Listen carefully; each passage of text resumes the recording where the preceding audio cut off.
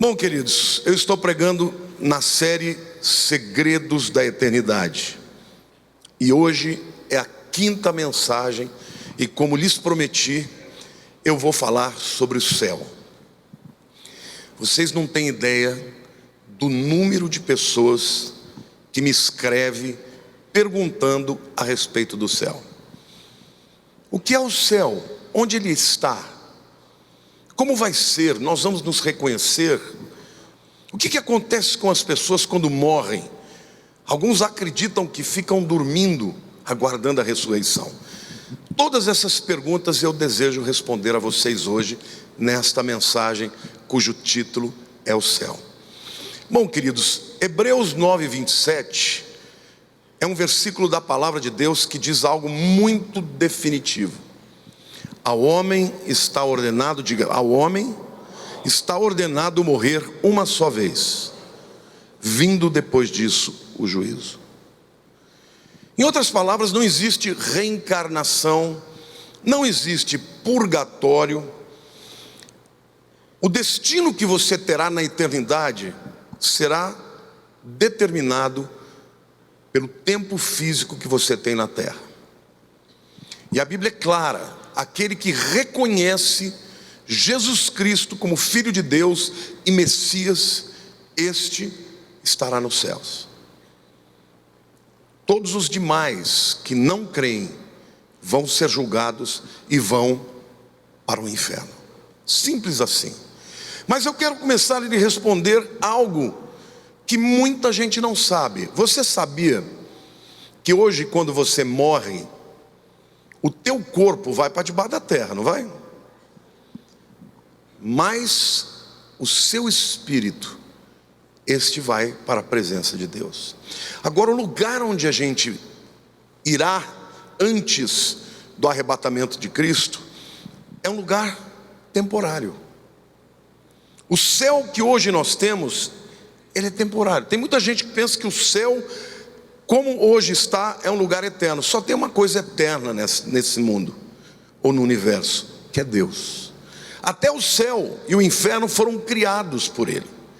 Então, este céu, onde os mortos em Cristo estão hoje, é um lugar temporário, é um lugar de transição entre a vida na terra aqui e o nosso estado eterno que virá depois.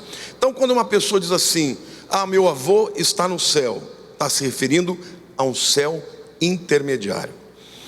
Esse céu intermediário, embora ele não seja definitivo, ele é um lugar maravilhoso, extraordinário. Veja o que o apóstolo Paulo fala em Filipenses 1:23. Ele diz assim: Paulo está falando com a igreja de Filipos, que é uma igreja muito abençoadora. Ele amava aquela igreja. De todas as igrejas que ele fundou, era aquela que ele mais amava. E ele percebeu que estava chegando o final da vida dele, e ele percebeu também que os filhos na fé dele não queriam que ele fosse embora. Então ele disse assim: olha, eu estou dividido, porque de um lado eu quero estar com vocês, mas de outro lado eu quero estar com o Senhor, que é infinitamente melhor. O texto diz: ora, de um e de outro lado estou constrangido, tendo desejo de partir e estar com Cristo, o que é incomparavelmente melhor. Aqui você já vê claramente que não tem esse negócio de dormir não, irmãos. Se o apóstolo Paulo acreditasse que ele ia morrer, ficar dormindo, ele dizia: vamos ficar por aqui mesmo que está bom. Mas ele sabia, porque ele tinha sido arrebatado a esse paraíso, ao terceiro céu. Então ele sabia que, e quando ele foi arrebatado, ele percebeu que tinha um monte de gente lá, e pessoas vivendo bem na presença de Deus. Então ele falou: olha, eu estou constrangido, porque eu quero ficar com vocês, mas eu tenho um desejo muito maior de estar com Cristo, que é incomparavelmente melhor. Amém? Diga assim: graças a Deus. Irmão, só de pensar que eu ia ficar lá embaixo da terra me dá uma claustrofobia. Eu sempre pensei nesse negócio. Por isso que eu vou ser cremado, porque misericórdia, vai que dá uma como é que chama? Catalepsia, né? Camarada acorda lá dentro do caixão, misericórdia, e creme, que eu vou, meu corpo um dia vai ressuscitar do pó mesmo.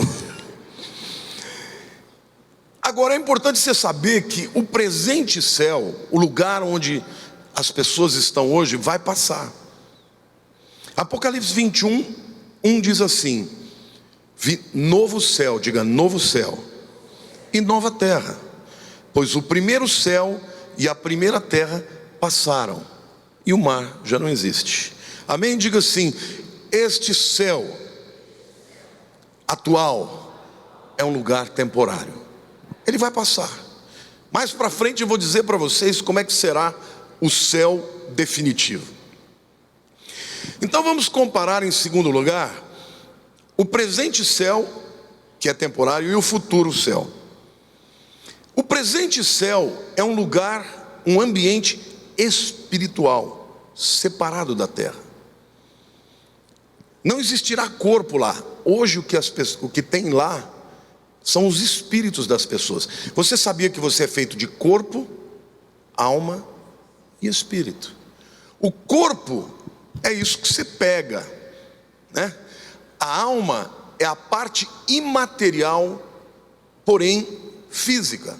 A alma é a psique, é a mente. Literalmente a palavra alma a gente espiritualiza, mas na Bíblia, quando a gente lê alma, está escrito lá psique, que originou a palavra psicologia, o estudo da mente. Então, ainda que seja imaterial, você sabe que existe energia, existe gasto energético, gasto calórico. Pessoas que pensam muito gastam caloria. Meu cérebro é magrinho, meu corpo é gordo, mas eu te garanto que meu cérebro pensa muito, está sempre refletindo sobre as coisas. O que vai estar lá no céu presente? O seu espírito. Mas você estará absolutamente consciente. Você fecha os olhos nessa vida e você abre os olhos na eternidade. Amém? Apocalipse 21, de 1 a 3 diz: vi novo céu e nova terra, pois o primeiro céu e a primeira terra passaram e o mar não existe.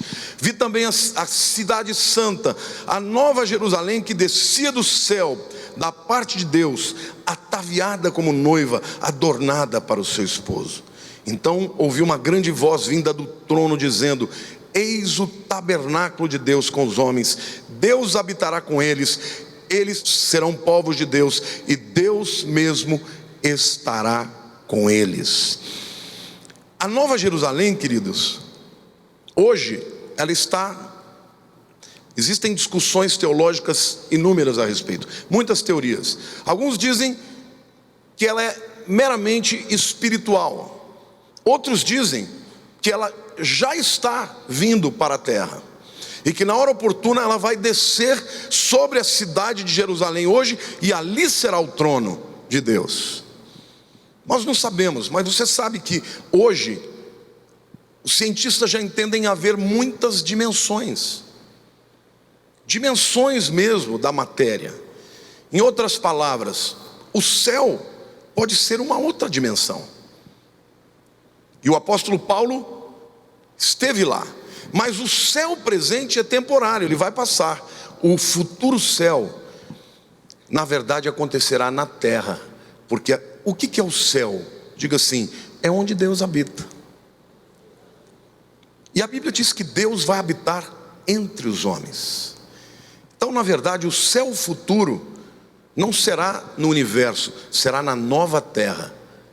E a capital desta nova terra será a Jerusalém celeste, que vai descer sobre a terra. Amém?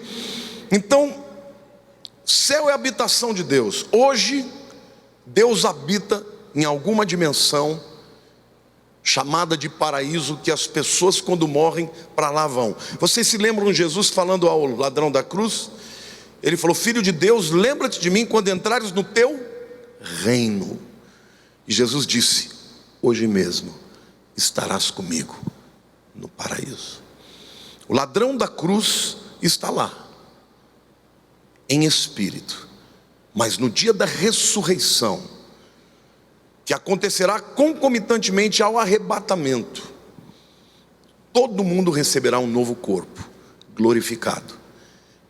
E esse corpo glorificado será extraordinário, porque Jesus, quando ele ressuscitou, ele atravessou parede, ele apareceu, sumiu daqui, apareceu em outro lugar. Ou seja, nós vamos ter capacidade de nos locomover de maneira extraordinária, mas habitaremos aqui na terra. Olha para a pessoa do teu lado e diga: se você está querendo se livrar dessa terra, se prepare que você vai voltar para ela.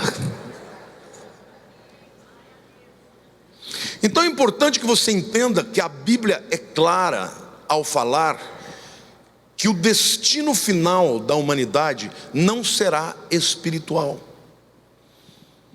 Esta visão maniqueísta, onde o mundo material é ruim e o mundo espiritual é bom, isso vem do platonismo. Platão acreditava que o mundo verdadeiro, ele não é esse mundo aparente que você vê, ele era um mundo espiritual. E portanto, nós de alguma maneira fomos influenciados, principalmente Agostinho, que é o maior teólogo depois do apóstolo Paulo, a acreditar que a matéria é ruim e que o bom é o espiritual.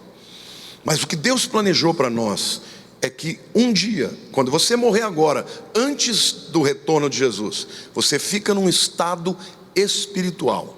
Seu corpo, sua alma na terra, mas seu espírito consciente, presente ao céu onde Deus está e onde todos os que creram no Velho Testamento, os que creram no Messias que viria, e no Novo Testamento os que creram no Messias que veio. Então nós todos estaremos em espírito. Mas um dia o céu não será mais um lugar espiritual somente, ele será um lugar físico, e o trono de Deus estará entre os homens. Terceiro aspecto que eu quero aqui acabar com essa dúvida, tá? Muitos adventistas escrevem para mim, me combatendo, dizendo: não, olha lá, Paulo diz que os que dormem. Queridos, vocês sabem o que é a palavra eufemismo? Eufemismo é quando você quer tratar uma coisa ruim e você doura a pílula, faz aquilo ficar mais bonito. Por exemplo, o indivíduo é canalha, você fala: ele é uma pessoa de caráter duvidoso. Isso é um eufemismo. Quando Paulo fala dos que dormem, ele está se referindo aos crentes, porque ele não admite chamar alguém que tem a vida eterna em Jesus de morto. Então ele chama dos que dormem. Mas o que é que dorme?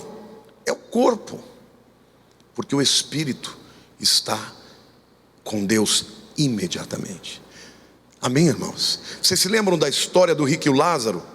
Aliás, a novela está maravilhosa. Em breve vai começar. E olha, não tem nada a ver com a Record, nem com a Igreja Universal, mas as novelas deles são bíblicas, irmãos. A próxima é Apocalipse. Imagina se eu não vou assistir, não vou perder um capítulo.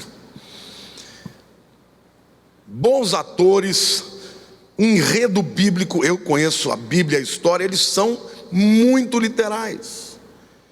E tem crentes que falam mal, só porque não é a sua igreja que fez. Assista, você vai aprender Bíblia de uma maneira lúdica, de uma maneira gostosa. Mas na história do rico e o Lázaro, a Bíblia diz assim: morreu o rico e foi sepultado, e o Lázaro foi escoltado pelos anjos ao seio de Abraão. Diga assim: vivinho. Diga acordado, consciente. Amém? Essa parábola está lá em Lucas capítulo 16, os versos 22 a 31 nos contam a respeito disso. O ladrão da cruz, Jesus prometeu a ele que estaria com o Senhor no paraíso. Filipenses 1:23, Paulo diz: estou constrangido, tendo desejo de partir e estar com Cristo. Querido, Cristo não está lá no buraco, Cristo está no terceiro céus. Quando você morrer, quantos aqui creem em Jesus como seu único e suficiente Salvador? Quando você fechar os olhos desse corpo, você vai abrir os olhos na eternidade, imediatamente. Não tem esse negócio de não, vai ficar dormindo. Não vai ficar dormindo, não. 2 Coríntios capítulo 5, versos 6 a 8. E é muito importante dizer que Paulo falava sobre o tema porque ele foi arrebatado para o céu. Então quando ele veio, ele contou o que ele viu. Ele diz assim: temos, portanto, sempre bom ânimo. Presta atenção, sabendo que enquanto no corpo, ou seja, enquanto estamos vivos, estamos ausentes do Senhor. O Senhor é onipresente, Ele está em todo lugar, mas existe uma separação, uma barreira de separação entre as dimensões. Você está vendo Jesus aqui? A gente sabe que Ele está aqui, mas você está vendo?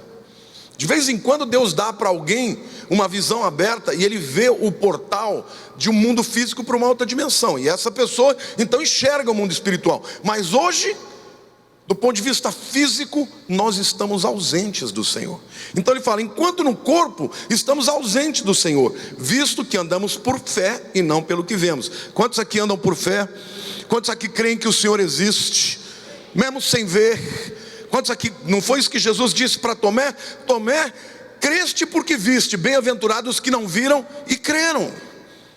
Hoje nós estamos ausentes do ponto de vista físico do Senhor, visto que andamos por fé e não pelo que vemos. Entretanto, diga entretanto, estamos em plena confiança, preferindo deixar o corpo e habitar com o Senhor. Amém, irmãos? Quantos estão crendo nessa palavra? Outra evidência também está lá no livro de Apocalipse. Apocalipse 6, de 9 a 11, diz assim: aqui são os mártires que foram mortos e imediatamente chegam na presença de Deus e começam a clamar a Ele. São os mártires da grande tribulação. O texto diz assim: quando Ele abriu o quinto selo, vi debaixo do altar as almas daqueles que tinham sido mortos por causa da palavra de Deus e por causa do testemunho que sustentavam. Clamaram em grande voz, diga assim: morto não clama. Mas esses aqui estão clamando, então eles literalmente estão conscientes. E eles clamavam: até quando, ó soberano Senhor, santo e verdadeiro, não julgas e nem vingas o nosso sangue dos que habitam sobre a terra? Então a cada um deles foi dado uma vestidura branca, e lhes disseram que repousassem ainda por pouco tempo, até que também se completasse o número dos seus conservos e dos seus irmãos, que iam sendo mortos, igualmente eles foram. E essa palavra mortos aqui, apokteino, é diferente de uma outra palavra que também é traduzida por mortos, que é sphazo. Sphazo é morrer de qualquer coisa. Apokteino é separar a cabeça do corpo. Apokteino, kteno, cortar, apó, fora.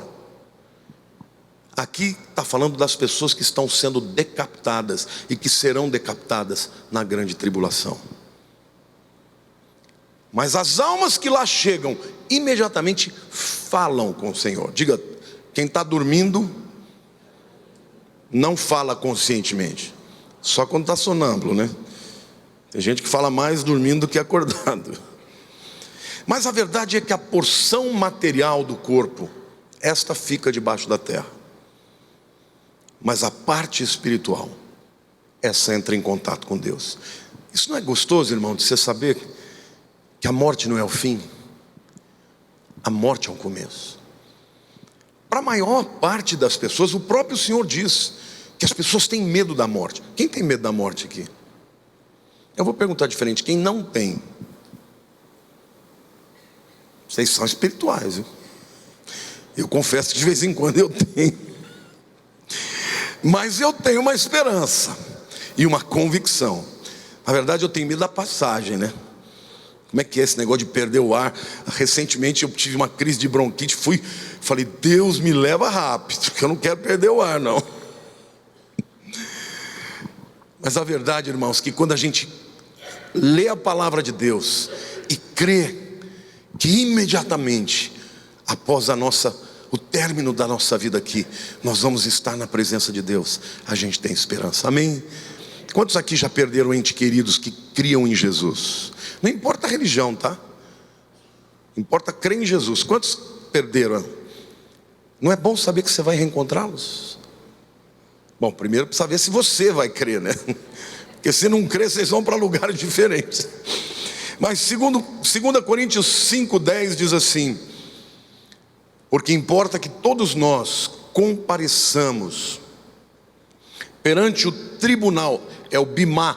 Essa palavra tribunal aqui, na verdade, não é tribunal, é pódium. Importa que todos nós compareçamos perante o pódium de Cristo, para que cada um receba segundo o bem ou o mal que tiver feito por meio do corpo. Glória a Deus. Quando nós morremos, irmãos, quando houver a ressurreição dos mortos e o arrebatamento da igreja, a primeira coisa que nós vamos fazer quando chegar lá é chegar na presença do trono de Cristo. E esta palavra, aqui tem 2 textos na Bíblia que falam a respeito disso, que são emprestados da figura do corredor da maratona. O corredor da maratona, quando ele conseguia correr a maratona toda, está aqui a Sidney, que já correu quantas maratonas, Sidney? Uma meia dúzia. Irmãos, nem de carro eu vou. Esse é o negócio, tinha gente que falava, treina, não treino e não vou correr a maratona. Não, aliás, vou correr a maratona no milênio, com o corpo glorificado. Quando estiver querendo fazer uma coisa diferente, dou um salto de 10 metros e vou chegar. Mas desde que a maratona foi criada, ela foi criada para que superatletas concorressem. A história da guerra de maratona, muita gente sabe que o soldado chegou para dar uma notícia e morreu, e por causa disso criou-se essa corrida. Mas na antiguidade a maratona era para exaltar aos atletas que dominavam os seus corpos. Então o apóstolo Paulo diz, e quando os atletas chegavam no fim, eles compareciam a este bimá, o pódio, e recebiam não medalha de ouro, prata e bronze, recebiam coroas de louro. Vocês já viram aquela coroinha? Aquilo lá chama, existem 2 palavras gregas para coroa. Uma é diadema. Diadema fala de poder. Essa é Stéphanos, que é a coroa de louros, que originou a palavra Stefano, Stephanie, Steve, Estevão e daí por diante. Significa coroa. Mas olha o que diz a palavra que acontecerá conosco quando nós comparecemos a este tribunal. Diz assim: manifesta se tornará, está lá em 1 Coríntios 3, de 13 a 15. Manifesta se tornará a obra de cada um, pois o dia a demonstrará, porque está sendo revelada pelo fogo. E qual seja a obra de cada um, o próprio fogo provará. Se permanecer a obra de alguém que sobre o fundamento, diga, o fundamento é Jesus, edificou, esse receberá galardão. Se a obra de alguém se queimar, sofrerá-lhe dano, mas este mesmo será salvo, todavia, como que através do fogo. O apóstolo Paulo diz que o fundamento sobre o qual o crente constrói a sua vida é Jesus. A fundação que sustenta o edifício. Mas mesmo o indivíduo que creu em Jesus, quantos já creram em Jesus aqui? Então diga, Jesus é o meu fundamento, a minha fundação. Mas mesmo Jesus sendo o melhor dos fundamentos, o que construímos na nossa vida são as nossas obras. E aí Paulo compara estas construções com alguns materiais. Ele diz, a vida de alguém, a obra de alguém pode ser semelhante ao ouro, à prata e à pedra preciosa. O que acontece com o ouro quando passa no fogo, quando passa no ouro? Derrete e fica mais puro. O que acontece com a prata? A mesma coisa. Derrete, acaba com as impurezas e fica puro. Pedras preciosas são formadas em condições de pressão e temperatura. O carvão vira diamante. Então o fogo, na vida de um carvão provado pelo fogo e que andou na vontade de Deus, vai ser um diamante. Mas o que acontece com madeira, feno e palha quando passa pelo fogo? Sobra cinza. Então, querido, quando nós morrermos, e no dia que estivermos no tribunal de Cristo, tudo aquilo que fizemos, tudo aquilo que falamos, tudo aquilo que pensamos vai ser provado. Aquilo que você fez com motivação errada, aquilo que você fez razões erradas, palavras, gestos, obras, vai virar pó. Mas aquilo que você fez para a glória de Deus vai resplandecer.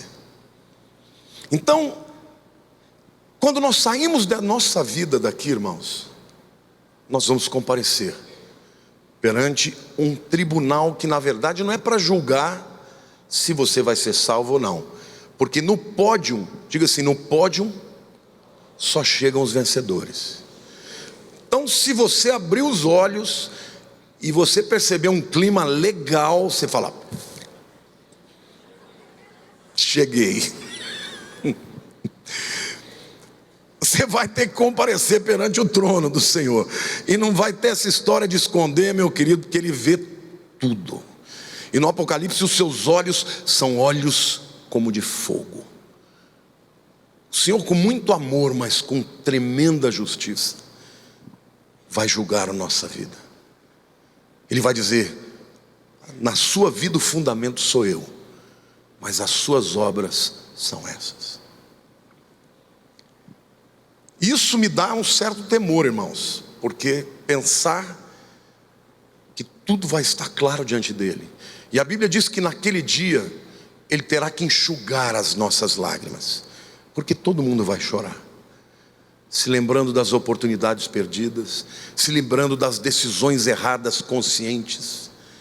Mas ao final deste momento Ele vai dizer: filho, servo bom e fiel, foste fiel no pouco, sobre o muito te colocarei, entra no gozo do teu Senhor. Amém?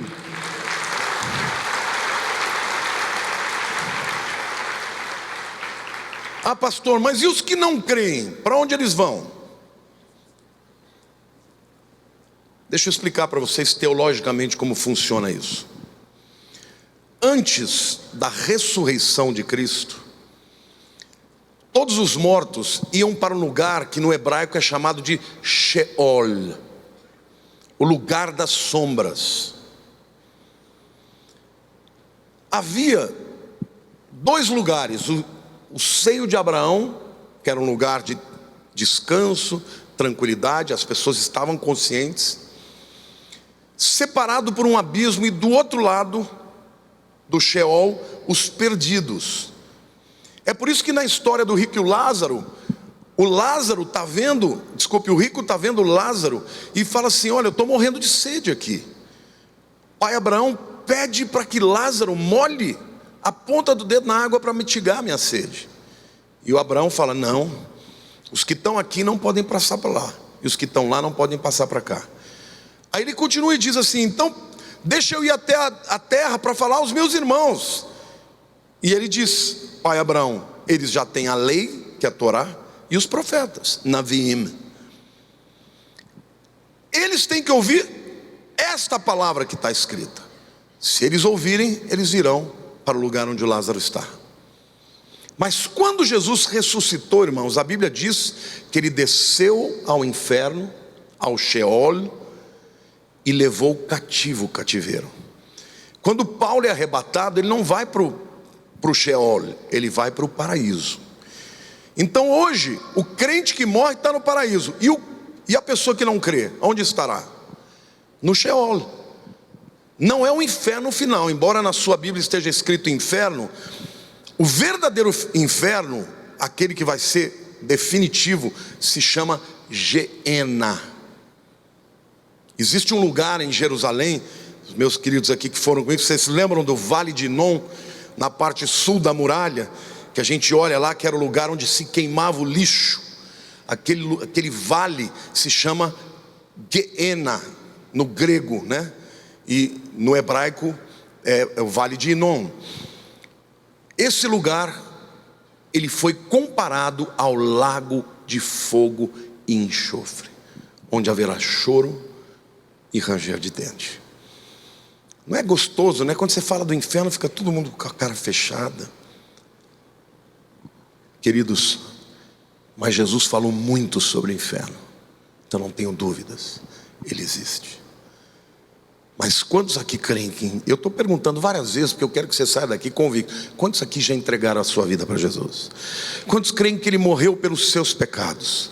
Então você não vai para esse lugar, você vai para o paraíso. Amém? Glória a Deus.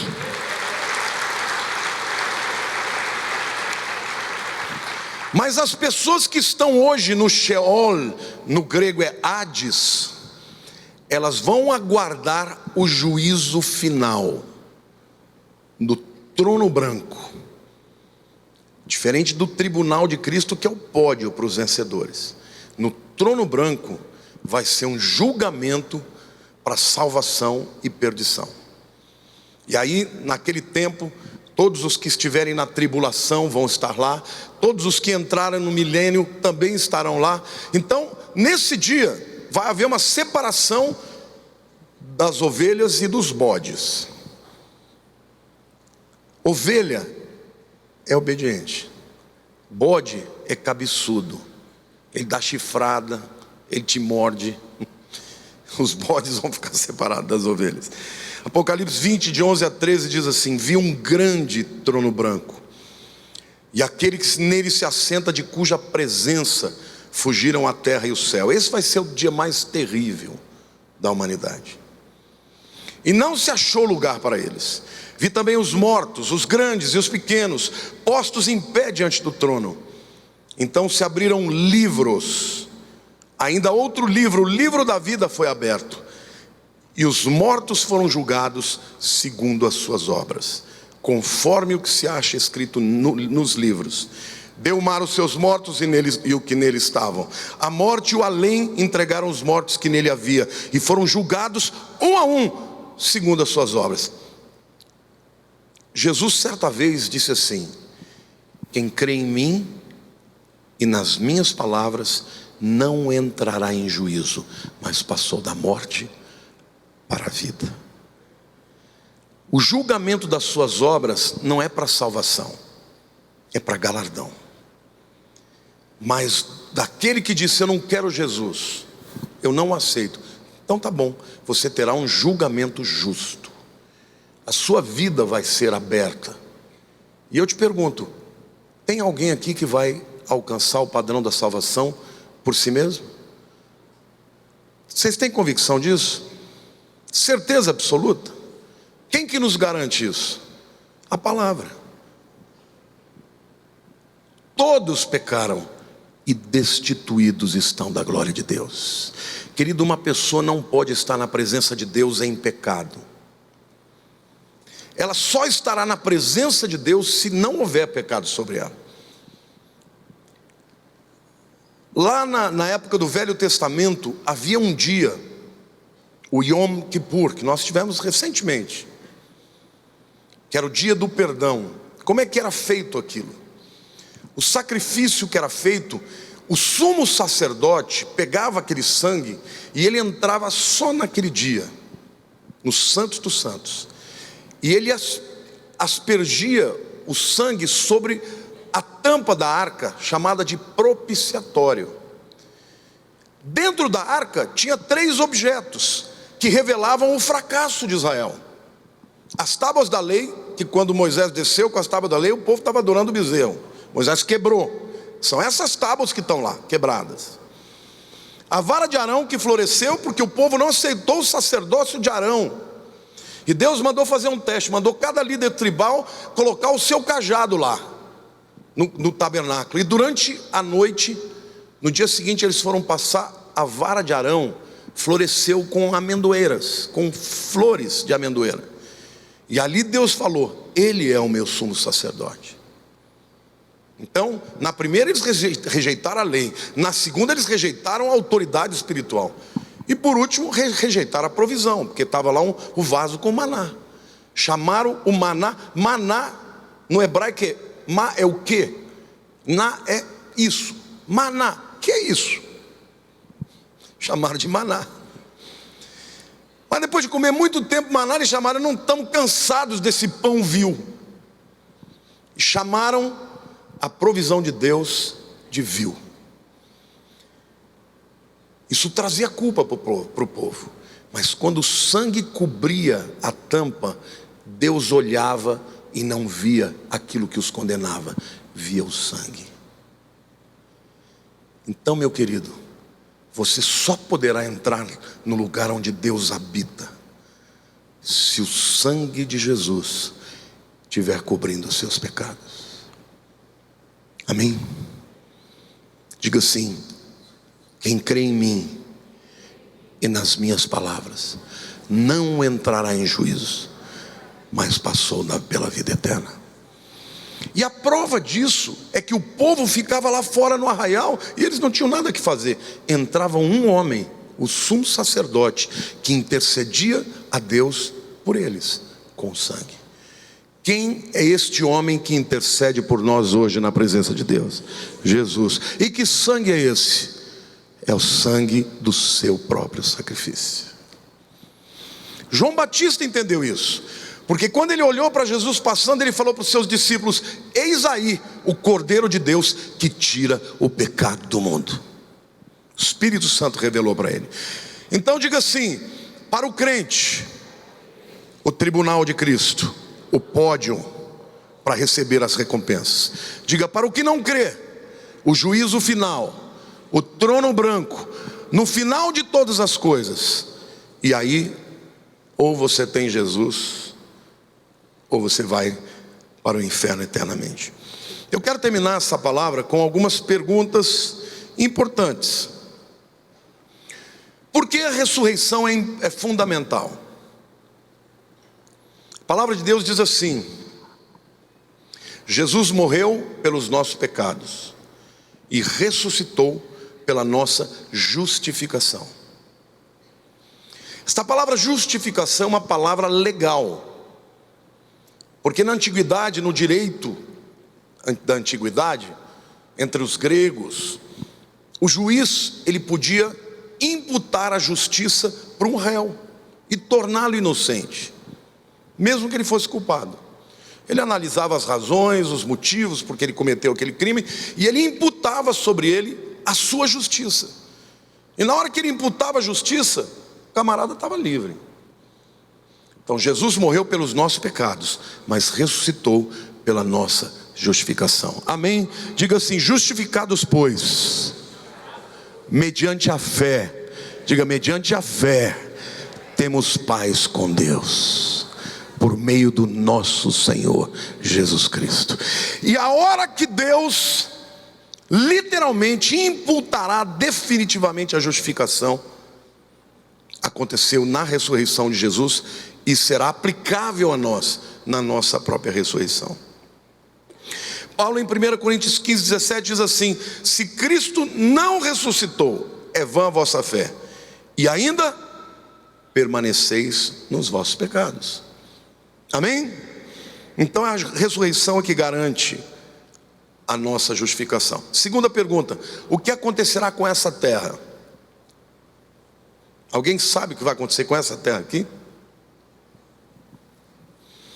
Olha o que o apóstolo Pedro falou. Bom, 1 Lucas em 21, 33 diz: passará o céu e a terra, porém as minhas palavras não passarão. Esse mundo vai passar. Mas Pedro fala lá em 2 Pedro 3, de 10 a 12, ele diz assim: virá entretanto como ladrão o dia do Senhor, no qual os céus passarão com estrepitoso estrondo, e os elementos se desfarão, abrasados. Também a terra e as obras que nela existem serão atingidas, visto que todas essas coisas hão de ser assim desfeitas. Diga: desfeitas.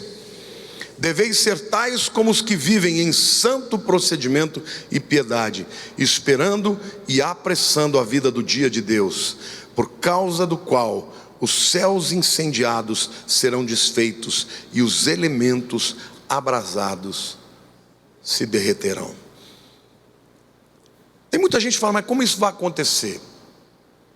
Vocês sabem, por exemplo, que quando uma estrela ela vai morrer, ela entra num estado de supernova e ela passa a ter um brilho milhões de vezes maior do que no seu estado normal. Então uma das coisas que Deus pode fazer é isso: o nosso sol entrar num estado de falência, de morte, e antes disso aumentar extraordinariamente o seu poder, e a terra, que é abençoada pelos seus raios, vai ser destruída pelo fogo. Essa é uma teoria, é uma possibilidade. Ou simplesmente Deus pode botar o dedo e falar fogo, e vai acontecer. Deus desfará esta terra, mas fará tudo de novo. Apocalipse 21:1 diz: vi novo céu e nova terra, pois o primeiro céu e a primeira terra passaram, e o mar já não existe. Agora, queridos, haverá cidades e nações na nova terra? Quantos aqui acreditam que sim? A palavra de Deus deixa claro.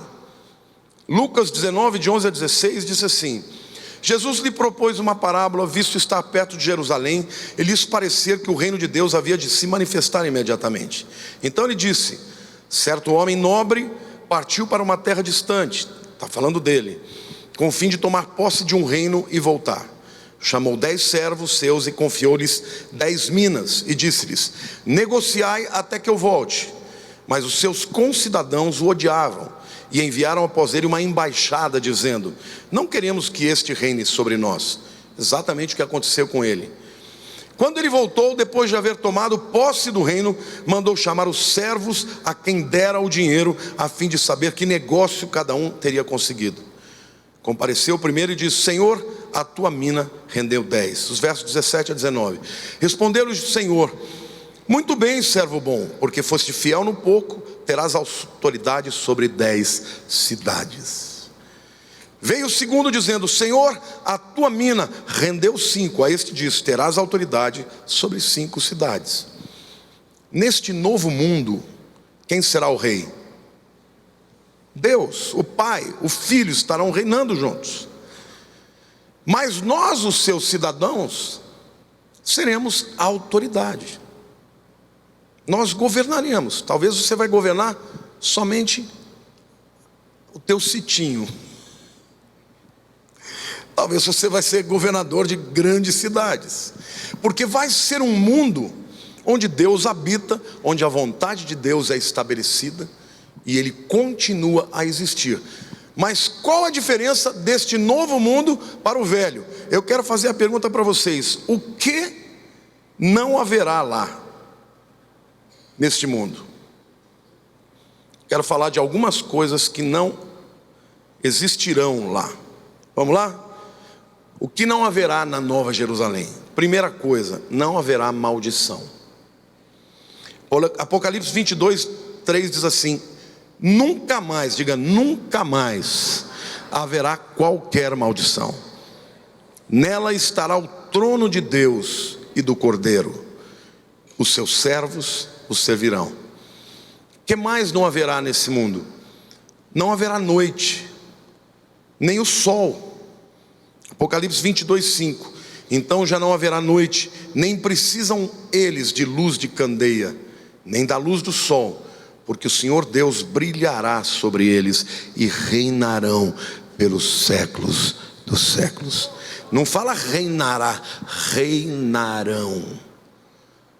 A palavra de Deus nos chama de reis e sacerdotes.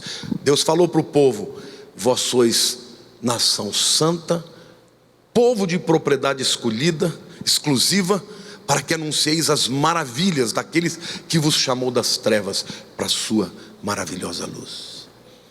Não haverá maldição, não haverá sol. Por isso que eu acho que o sol de fato pode perecer, mas vai ser dia o dia todo.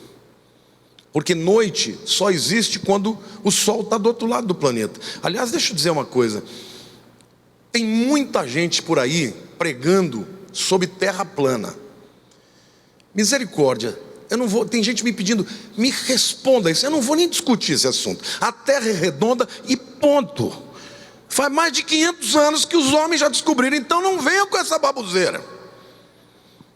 E tem gente que fica: não, a terra é plana, a terra é plana. Não, não é plana, não vou nem discutir isso aí, tá? Vai estudar, vai pensar um pouquinho, depois a gente conversa. Mas nós vamos reinar aqui juntamente com Cristo, amém, irmãos? novos céus e nova terra. Que mais não haverá? Não haverá choro, nem dor, nem morte, nem pecado, nem lacunas, nem desamor, nem tentação, nem tentador. Glória a Deus.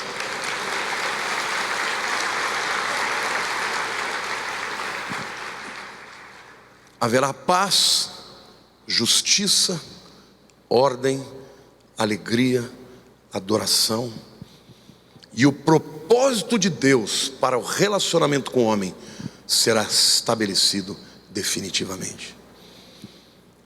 Eu falei para vocês na semana passada e eu volto a dizer: no relato de Gênesis, da criação, quando o livro de Gênesis fala de Deus, 12 vezes ele chama Deus de Senhor Deus. Diga, Senhor Deus. Mas quando a serpente fala com Eva, ela fala: não é assim que Deus disse? Subtraiu o senhorio. Mas eu quero te dizer que um dia o Senhor será Senhor sobre todos, e esta será um tempo de eternidade na presença de Deus, onde nós nos lembraremos do que éramos e do que Ele fez por nós. Então, com estas palavras eu termino dizendo: tenha esperança. Você tem um advogado perante Deus, Jesus Cristo homem. Quantos creem nele? Estão salvos. Quem crê em mim tem a vida eterna, não entrará em justiça. Não é terá, tem a vida eterna. A vida eterna que você tem já começou no momento em que você invocou a Cristo como Senhor e Salvador da sua vida. Amém? Glória a Deus.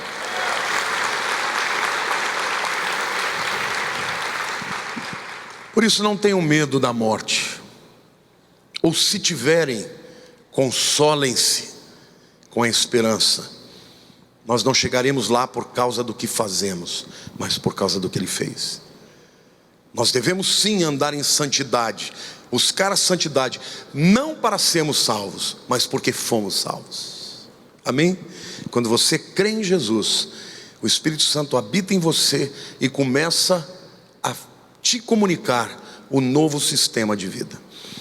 A gente é muito influenciável, não é? Meu netinho está morando nos Estados Unidos, irmãos, ele está falando inglês perfeito, mas em compensação o português dele está cheio de sotaque. Ele fala assim: vovô, pega isso para mim. Eu falo: como? Não, pega para mim. Ele vai falar, ele vai pensar alguma coisa, ele fala é igual os americanos. Por quê? Porque quando você muda de lugar, você começa a pegar o jeito daquele lugar. Quando você nasce de novo, o Espírito Santo entra em você. Você, ainda que esteja morando nessa terra, você já começa a falar com o sotaque do céu. Você é um cidadão da terra, não, é um cidadão do céu morando na terra. Você é peregrino neste mundo, está vivendo fora do lugar definitivo que você estará. Amém? É para lá que iremos. E onde Jesus está é o lugar em que eu quero estar. Pai, a minha oração por esses que me veem pela internet, mas também para este povo aqui,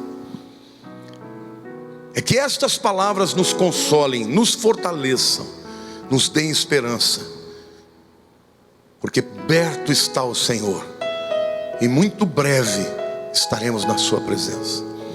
Consola o que sofre, o que está enfermo, o que está vendo a sua vida esvair, o que perdeu entes queridos, o que perdeu um filho, o que perdeu uma esposa, o que perdeu um marido, o que perdeu amigos. Senhor, consola-os, Pai, com estas palavras, para a honra e glória do Teu nome, em nome de Jesus. Amém.